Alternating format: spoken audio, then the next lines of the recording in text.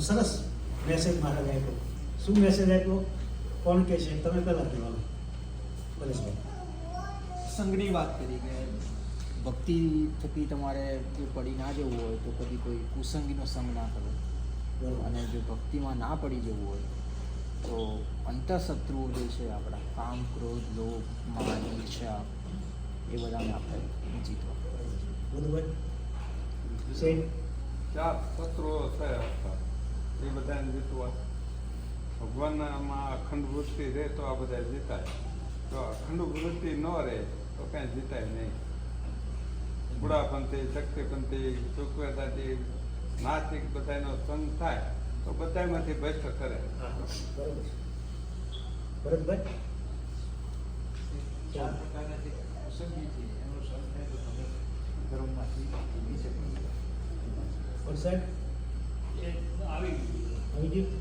આવી ગયું કરવું પણ ભેગું તો કરી આપણો મગજમાં કરી દીધી. હા, સરસ. તો શું મહારાજે આ વચનામૃતમાં કીધું કે હંમેશા નિત્ય પ્રાર્થના કરવાની. આપણે પૂજા કરી લ્યો પછી મહારાજ પાસે પ્રાર્થના કરવાની કે હે ભગવાન કુસંગી થકી અમારી રક્ષા કરવી. અને સંઘ કોનો આપજો? તો કે ભગવાનના ભક્તનો આપજો. અને કુસંગી કેટલા પ્રકારના કીધા? 4 પ્રકારના. એક તો કુંડાપંથી. કુંડાપંથી એટલે આ બધા જે 4 પંથ કીધા એ બધા નાસ્તિકવાદ હોય છે જાજો, અને એનો મત કહેવાય, એને ધર્મ ન કહેવાય. એ લોકો યુઝ પણ ધર્મનો જ કરે, વેદાંતનો યુઝ કરે, એ લોકો ઉપનિષદનો યુઝ કરે, પણ એ પોતાના સ્વાર્થ માટે વાપરવામાં કરે, એટલે એને પંથ કહેવાય, એટલે એને કલ્ટ કહેવાય. અને સંપ્રદાય છે એ આપણી શુદ્ધ પરંપરા છે, જે આપણે રિયલ નોલેજ પરંપરા વારસાગત આપે. તો આમાં મારે જેમ કીધું કુંડાપંથી. એટલે કુંડાપંથી એટલે કેવા? તો કે એ બધા આપણને શું કરે? ધર્મમાંથી એમાંથી પાડે અને નિયમોમાંથી પાડે અને પછી શું કરે? સત્સંગમાંથી ભ્રષ્ટ કરે. અને બીજા ક્યાં કીધા? શક્તિપંથી. તો શક્તિપંથી કેવા હોય? તો કે શક્તિથી જ બધું થાય છે, આપણે જે કરવું એ કરવાનું, દારૂ પીવો, માંસ ખાવ, બધું કરો, આનંદ કરો, એટલે એને શક્તિપંથી કહેવાય. અને ત્રીજા ક્યાં કીધા? શુષ્ક વેદાંતિ, મીન્સ બેરન વેદાંતિ. વેદાંત સાચો છે પણ એ વેદાંતનો પોતાના સ્વાર્થમાં એ લોકો યુઝ કરે. અને વેદનો અર્થ એમ કરે કે ભાઈ ભગવાન છે એ કોઈને મળતા નથી, નિરાકારી છે, ભગવાનનું સ્વરૂપ ખોટું છે, ભગવાન નિરાકારીવાદી છે, પણ ભગવાન બે છે. ભગવાન નિરાકારી એમનું તેજ છે, જેને આપણે શું કહીએ છીએ? પોટવી છે તેમ સચ્ચિદાકાશ, રાઈટ? જે ભગવાનની જે ઓરિજિનલ પેજ છે, લાઈટ છે, એને સચ્ચિત અને આનંદ છે. એટલે આ 3 સ્વરૂપ મહારાજે કીધા. એટલે એને ખોટા કરી બતાવ્યા લોકો, એને નિરાકારમાં લઈ જાય શાસ્ત્રનો યુઝ કરીને. વેદાંત તો સાચો છે પણ વેદાંત પોતાના સ્વાર્થમાં બધા યુઝ કરતા હોય છે. એટલા માટે મહારાજ એમ કીધું કે એવા માણસો પાસે બેસવું નહીં. આપણે ઘણા એમ કે મને ન અડે તો આપણે અડી જાય, એક વાર ભેગા જાઓ એટલે અડી જાય, બરાબર ને? એટલે આપણે સત્સંગમાંથી પાડી દઈએ. અને સત્સંગમાંથી ન પડવું હોય તો આ 4 બીજા ચોથા કીધા નાસ્તિક. નાસ્તિક means he doesn't believe in God at all, right? એટલે એનો પણ સંગ નહીં કરવાનો. ભગવાનમાં વિશ્વાસ જ ન હોય. રાઈટ. અને પછી કીધું કેટલા બધા અંતઃશત્રુ છે આપણા અંદર?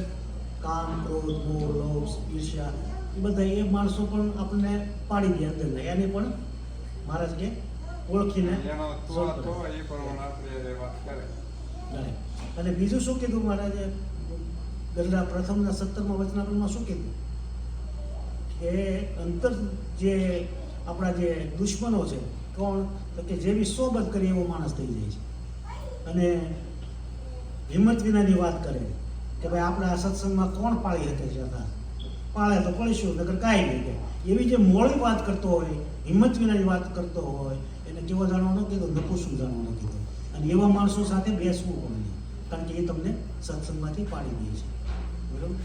એટલે આ રીતે મહારાજે સંઘની અસર 2 વાતમાં કીધી. એટલે હંમેશા ભગવાનનો પાવર રાખવાનો, અને બધું થઈ શક્ય છે નથી શક્ય એવું બનવાનું જ નથી. એટલે મહારાજ જો રાખશો તો બધું શક્ય છે, નહીં તો શક્ય નથી. એટલે આ રીતે મહારાજે ખૂબ જ સુંદર વાત કરી છે. તો ધીસ ઇઝ વર્ષનું વચનામતે ભાવ ધ્યાન. અને બીજું અમારા બેન ચંપાબેન એમ થોડા બીમાર પડી ગયા હતા, એમને સારું છે ત્યારે, પણ તો મહારાજને આપણે પ્રાર્થના કરીશું. એ જ રીતે આપણે ઓલ્સો પ્રાર્થના કરીશું હર્ષાબેનના દાદા એ કુટુંબ ફેમિલીમાં એક્સિડન્ટમાં વરમોડથી જતા હતા ન્યુયોર્ક, તો શરા એ ગામમાં જતા રહ્યા. તો મહારાજ એમના આત્માને શાંતિ આપે એ માટે પણ આપણે પ્રાર્થના કરીશું.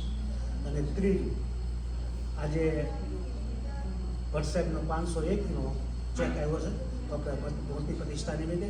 તો મહારાજ એમના કુટુંબમાં બધા સર્વને ભક્તિ અને બળ આપે, અને એમણે તેમના memory of their parents Dilip Kumar અને શૈબાળાબેન અને Purohit family from the Harshaben મેડિયમની એન્ડ એમના ફાધર અને મધર માટે પણ સ્પોન્સર કર્યો છે એમની મેમરી માટે. તો મહારાજ એમના બધાને ભગવાન શક્તિ આપે એવી પ્રાર્થના કરીએ. ભટ્ટ સાહેબ આવો પ્લીઝ કમ, અને હર્ષાબેન આપો.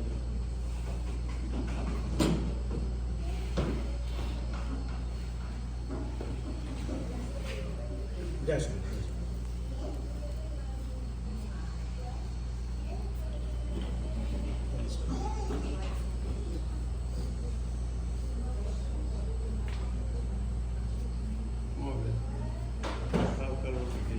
બીજો આજે એક સેવા ભાઈની આવી છે ભરતભાઈ ત્રિવેદીની અને નિરંજનાબેનની. તો નિરંજનાબેન તમે પણ આશીર્વાદ લઈ લો બધું.